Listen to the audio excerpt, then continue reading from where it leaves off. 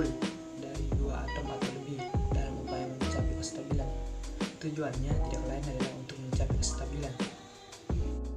Ikatan kimia sendiri terdapat beberapa jenis, yaitu ikatan ion, ikatan kovalen, dan ikatan logam. Ikatan ion adalah ikatan yang terjadi akibat gaya tarik-menarik antar ion positif dan ion negatif. Ikatan ini terjadi antara unsur logam dengan unsur non-logam. Suatu senyawa yang mengandung ikatan ion disebut dengan senyawa ionik. Senyawa ionik memiliki ciri-ciri ikatan ion sebagai berikut, di mana mempunyai titik didih dan titik lele tinggi, berwujud padat pada suhu kamar, dan bersifat konduktor dalam keadaan murni. Kemudian terdapat ikatan kovalen, adalah ikatan yang terjadi karena adanya penggunaan pasangan elektron oleh dua atom yang berikatan. Ciri-ciri senyawa kovalen sebagai berikut: mempunyai titik didih dan titik lele yang rendah, berwujud padat cair dan gas, dan bersifat isolator dalam keadaan murni.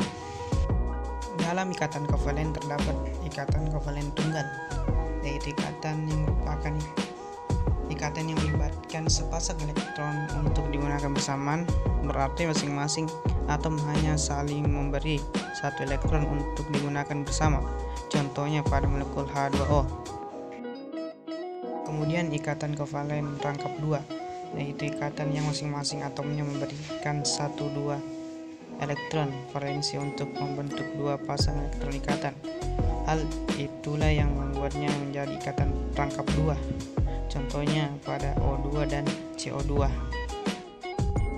Kemudian yang ketiga terdapat ikatan kovalen rangkap 3, yaitu ikatan yang terjadi antara dua atom yang melibatkan 6 atom elektron ikatan dalam satu ikatan kovalen. Contohnya molekul N2 dan asetenal.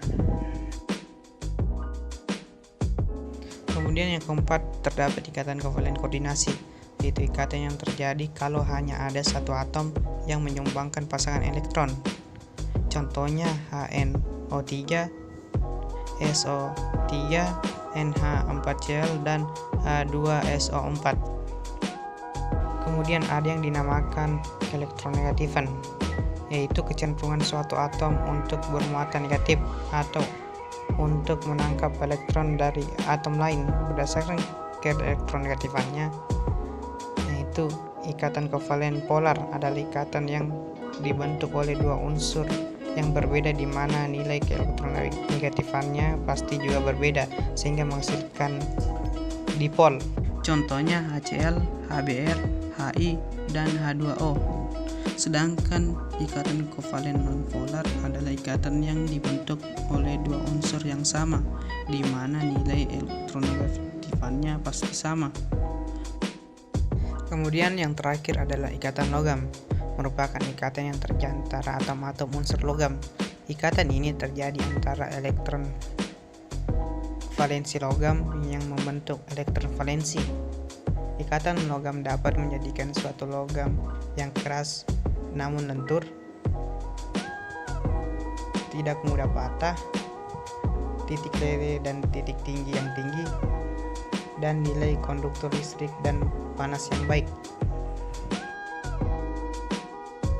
Secara sederhana, pada umumnya ikatan logam memiliki sifat sebagai berikut: berwujud padat pada suhu kamar, kecuali Hg dan merkuri, memiliki tekstur yang keras namun menjadi lentur saat ditempa, memiliki titik lele dan titik didih yang tinggi, merupakan konduktor panas dan listrik yang baik, dan mengkilap.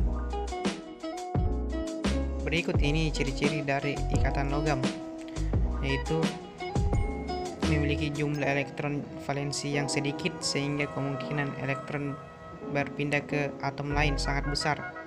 Kulit terluarnya relatif kosong atau longgar sehingga elektron mudah berpindah. Mobilitas atau perpindahan elektron cukup tinggi sehingga memungkinkan elektron valensinya mengalami delokalisasi atau tidak menetap di satu atom, melainkan senantiasa berpindah-pindah. Elektron valensi yang berpindah-pindah tersebut kemudian berbaur membentuk awan elektron yang menyelimuti muatan positif logam. Kemudian yang terakhir, ikatan logam dapat diilustrasikan sebagai bola yang terjajal rapat satu sama lain.